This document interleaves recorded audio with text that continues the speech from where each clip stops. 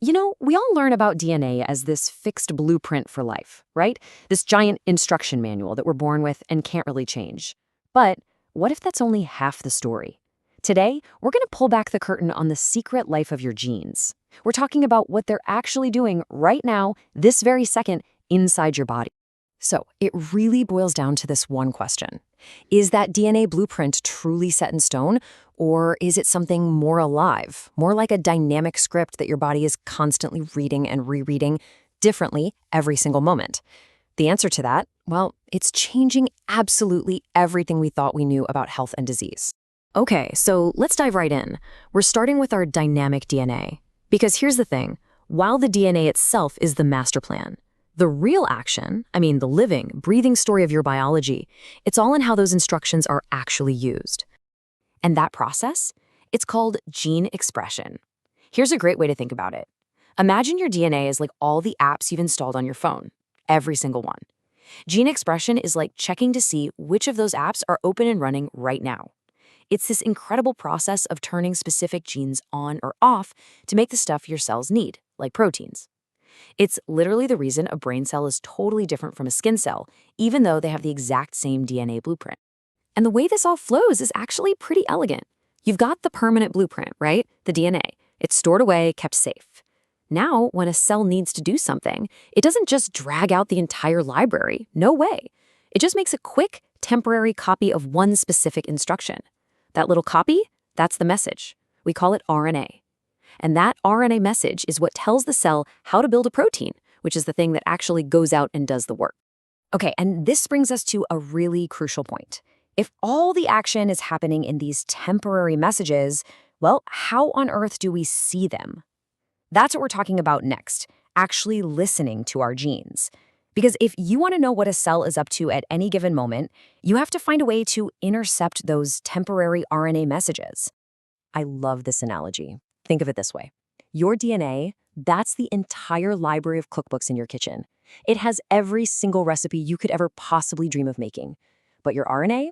Now, that's the specific recipe card you've got out on the counter right now. It shows us what you're actually cooking at this very moment. It tells us you're not making soup, you're not making a salad. Nope, right now you are baking a cake. It's the real-time action plan. And that right there really gets to the heart of it. When we read RNA, we're not just looking at what a cell could do.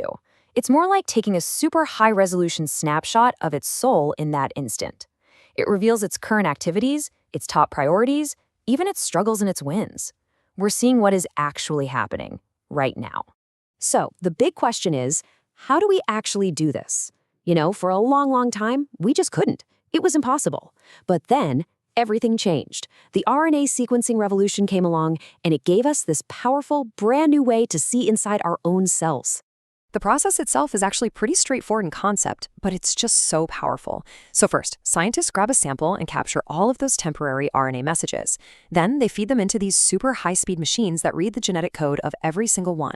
And finally, and this is key, they count everything. It's basically a form of biological accounting, creating this perfect ledger of exactly which genes are switched on and just how active they are. And the study of this complete set of RNA messages, that has a name. It's called transcriptomics. And we're not just talking about looking at one or two genes here. Oh no.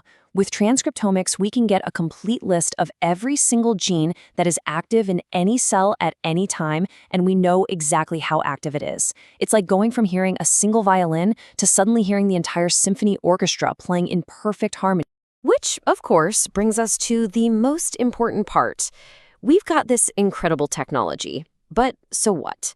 What do we actually do with it? Why does any of this data matter out here in the real world?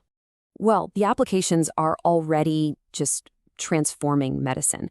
Think about personalized medicine. We can look at the active genes inside a patient's tumor and pick the one drug that's going to be most effective for them.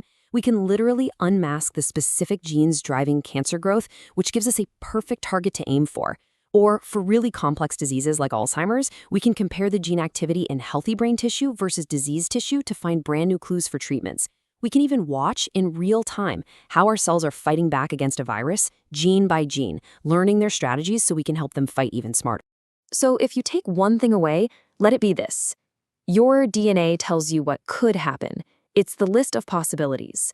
But transcriptomics, That tells us what is happening right now, and that's what allows us to go beyond just observing and to start understanding the fundamental why behind what makes a cell healthy or what makes it sick. And that just leaves us with this one final kind of mind-blowing thought. For the first time in all of human history, we have the ability to eavesdrop on the constant, incredibly complex conversation that's happening inside our own bodies. We can read every single message our cells send to each other. So the question isn't, can we listen anymore? The question is, what should we be listening for? With all this power, what is the most important question we should ask first?